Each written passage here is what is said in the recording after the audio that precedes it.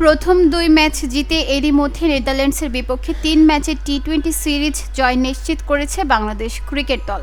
ফলে ডাচদের white wash করার সুযোগ তৈরি হয়েছে বাংলাদেশের সামনে। সেই লক্ষ্য নিয়ে আজ বুধবার সন্ধ্যা 6টায় সিলেট আন্তর্জাতিক ক্রিকেট স্টেডিয়ামে সিরিজের তৃতীয় ও শেষ ম্যাচে নেদারল্যান্ডসের মুখোমুখি হবে টাইগাররা।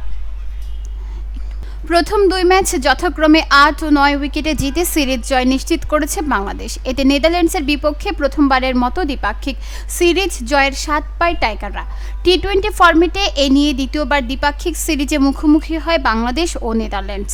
এর আগে 2012 সালে নেদারল্যান্ডসের মাটিতে 2 ম্যাচের সিরিজ 1-1 সমতায় শেষ করেছিল বাংলাদেশ। 13 বছর আগে ওই সিরিজে পাওয়া জয়টি এখনও বাংলাদেশের বিপক্ষে নেদারল্যান্ডসের একমাত্র জয়। সিরিজের 2 ম্যাচে টস জিতে প্রথমে বোলিং করার সিদ্ধান্ত নেয় বাংলাদেশ। 2 ম্যাচে নিজেদের আস্থার প্রতিদান দিয়েছেন বোলাররা। নেদারল্যান্ডসকে বড় স্কোর করতে দেননি টাইগার বোলাররা। ফলে 2 ম্যাচে রান তাড়া করতে নেমে কোনো চাপ অনুভব করেননি বাংলাদেশের ব্যাটাররা। খুব সহজেই দলকে জয়ের বন্দরে নেন তারা। সিরিজের প্রথম ম্যাচে পেসার তাসকিন আহমেদের বোলিং তোপে প্রথমে ব্যাট করে 8 উইকেটে 137 রান করে নেদারল্যান্ডস। 28 রানে 4 উইকেট নেন তাসকিন। জবাবে অধিনায়ক লিটন দাসের হাফ সেঞ্চুরিতে 39 বল বাকি রেখে জয়ের স্বাদ পায় বাংলাদেশ। 39 বলে 6টি 4 ও 2টি ছক্কায় অপরাজিত 54 রান করেন লিটন। তবে জয়ের নায়ক ছিলেন তাসকিন। দ্বিতীয় ম্যাচে বাংলাদেশের জয়ের নায়ক বাঁহাতি স্পিনার নাসুম আহমেদ। 21 রানে 3 উইকেট নিয়ে নেদারল্যান্ডসকে 103 রানে গুটিয়ে দিতে বড় অবদান রাখেন নাসুম। এরপর ওপেনার তানজিদ হাসানের অনবদ্য হাফ সেঞ্চুরির সুবাদে 41 বল বাকি থাকতে ম্যাচ জিতে নেয় বাংলাদেশ।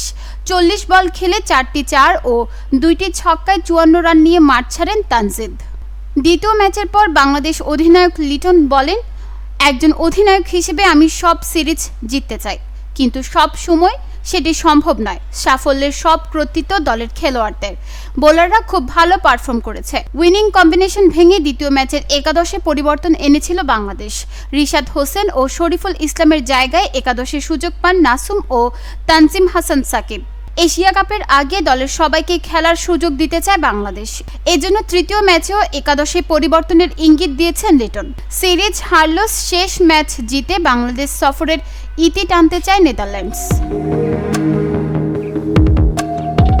নিউজ ডেস্ক, চট্টগ্রাম সময়।